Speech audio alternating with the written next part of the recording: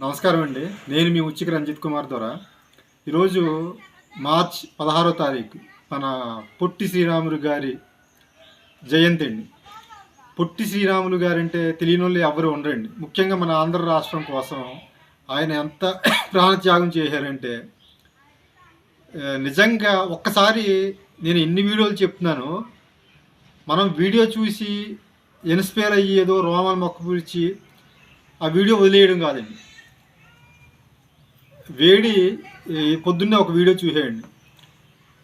మనం ఏదో సాధిద్దాం అనుకుంటాం, కానీ అది సాధించే క్రమంలో చివరాఖరికి వెళ్ళేసరికి ఫస్ట్ రోజు ఉన్న వేడి రెండో రోజు ఉండదు. ఆతృత రెండో రోజుకి కొంచెం చల్లారిపోద్ది, మూడో రోజు, నాలుగో రోజు, వారం రోజులకి మొత్తం ఇది అయిపోద్ది, ఇంకో నెల రోజులకి మొత్తం చల్లారిపోతాం, ఆ విషయం మర్చిపోతాం.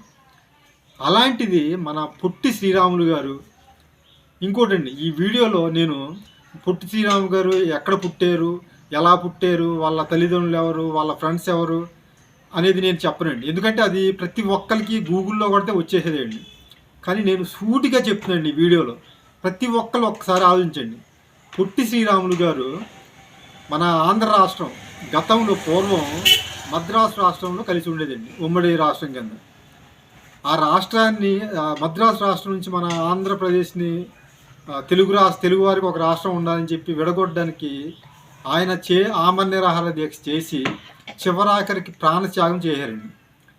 ఏ విధంగా అంటే ఆయన మనకి స్వాతంత్రం రాకముందే, అంటే 1957కు ముందే ఈ గాంధీజీతో సహా ఉప్పు సత్యాగ్రహం, క్విట్ ఇండియా ఉద్యమం, ఇలాంటి ఉద్యమాల్లో చాలా పాల్గొన్నారండి.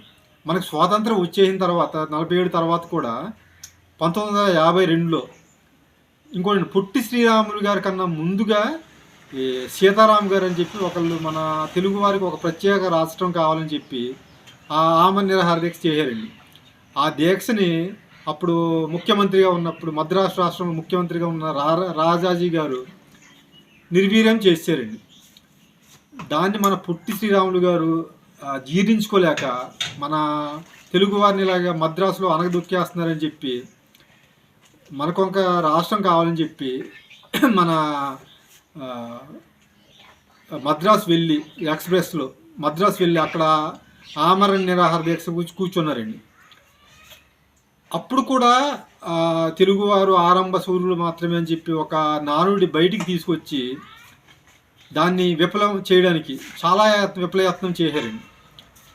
అప్పుడు నెహ్రూ ప్రధానమంత్రిగా ఉన్నప్పుడు నెహ్రూ గారండి ఈ దీక్షని అణచివేయడానికి ఎంతో ప్రయత్నించారండి.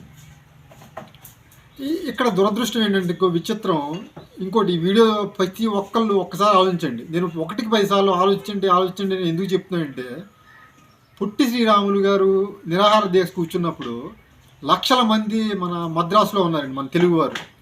కానీ ఈ దీక్షకి సంఘీభావం తెలియజేయడానికి కూడా కనీసం రాలేదండి.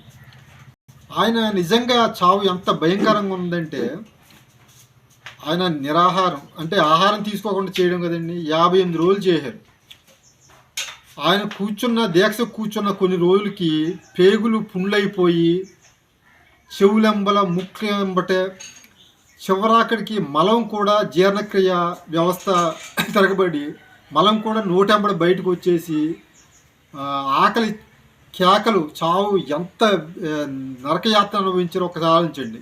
అయినా ఆయన స్వార్థం కోసం కాదండి, మన ఆంధ్ర రాష్ట్రం కోసం, మన తెలుగు వారికి ప్రత్యేక రాష్ట్రం ఉండాలని చివరాఖరికి 58 రోజులు చేసి చనిపోయారండి. ఎంత దురదృష్టం అంటే చివరాఖరికి ఆయన చనిపోయిన తర్వాత కూడా ఆయన దగ్గర శవాన్ని తాగడానికి మన తెలుగు వాళ్ళు కూడా మన కోసం ఆయన దీక్ష చేస్తే ఆయన చనిపోయిన తర్వాత కూడా ఆయన శవాన్ని ముట్టుకోవడానికి కూడా మన వాళ్ళు వెళ్ళలేదండి. తర్వాత వెళ్ళారండి మన ఘంటసాల గారు, కొంతమంది అవేర్నెస్ చేసి వెళ్ళారండి. తర్వాత ఎప్పుడుకో వచ్చింది. కానీ అలాగుందండి మన తెలుగువారి ఐక్యత. మనం సింపుల్గా ఆయన జయంతి వర్ధంతులు చేసుకోవడం కాదండి, అసలు ఆయన ఎందుకు అంత ప్రాణత్యాగం చేయవలసి వచ్చింది. ఆయన చేయాలంటే మంచి ఉద్యోగం ఉందండి. ఆయన 25 ఆయన మంచి చదువు చదివారు, రైల్వేలో ఉద్యోగం అప్పట్లోనే 250 రూపాయలు నెలకు వచ్చి ఉద్యోగం చేశారండి.